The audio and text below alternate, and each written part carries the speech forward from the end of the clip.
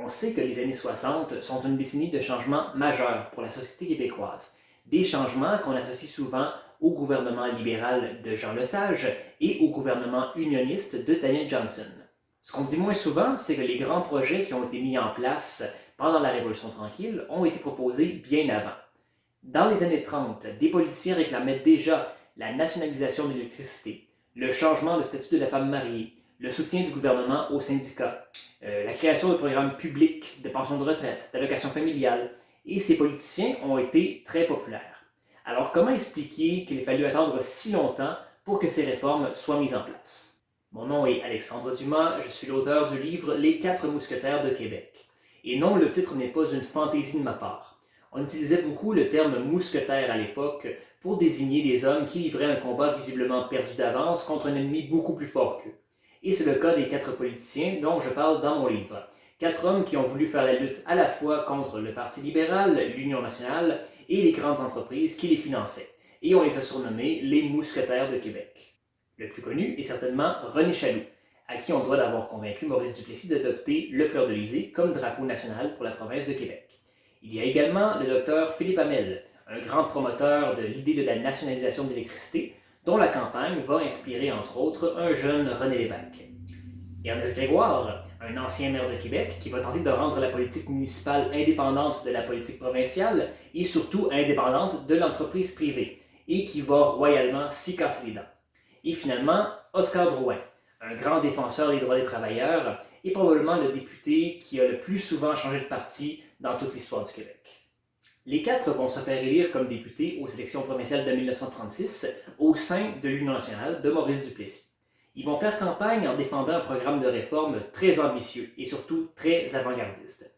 On propose entre autres la nationalisation de l'électricité, un code du travail, des allocations familiales, la lutte contre la corruption, donc des réformes qui vont être mises en place seulement une trentaine d'années plus tard. Et c'est un programme que Duplessis va endosser au moment des élections. Mais après la victoire, Duplessis va se détacher de son programme électoral et il va avouer plus tard qu'il n'avait jamais eu l'intention de réaliser ses promesses. Ce qui va conduire nos 4 députés à quitter l'Union nationale et à essayer de fonder leur propre parti, le Parti national.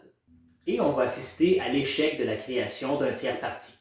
Les 4 mousquetaires, évidemment, sont les mêmes personnes, leurs idées sont exactement les mêmes, mais la réception n'est plus du tout la même. Du côté de l'Union nationale, tous ceux qui les applaudissaient avant les élections trouvent maintenant que leurs idées sont irréalistes, pas très pratiques, voire que c'est du communisme. Du côté du Parti libéral, on ne s'explique pas très bien que des adversaires du Parti bleu ne deviennent pas automatiquement des députés du Parti rouge. Au Québec, comme au Canada, il y a de la place seulement pour 2 partis. Et en 1938, le Parti libéral et l'Union nationale vont unir leurs forces pour battre le maire Ernest Grégoire aux élections municipales de Québec. Évidemment, le Parti national ne fait pas la lutte à armes égales. Le Parti libéral et l'Union nationale sont tous les deux financés par les grandes entreprises. Le Parti national appuie les syndicats et mène la lutte contre tous les monopoles. On parle de réglementer les salaires, les conditions de travail, les prix. Donc pas de quoi charmer le grand capital. Donc pendant que les 2 grands partis sont financés à grands coups de centaines de milliers de dollars, le Parti national doit se contenter des dons de quelques dollars de leurs partisans. Tout ça fait en sorte que le parti ne prendra jamais son envol et va même se saborder avant de participer à une première élection générale. Ce qui n'empêchera pas les 4 mousquetaires de continuer à jouer un rôle important en politique. Oscar Drouin et René Chaloux vont continuer à siéger, le premier comme ministre dans le gouvernement libéral de Délard Godbout et le deuxième comme député indépendant jusqu'en 1952.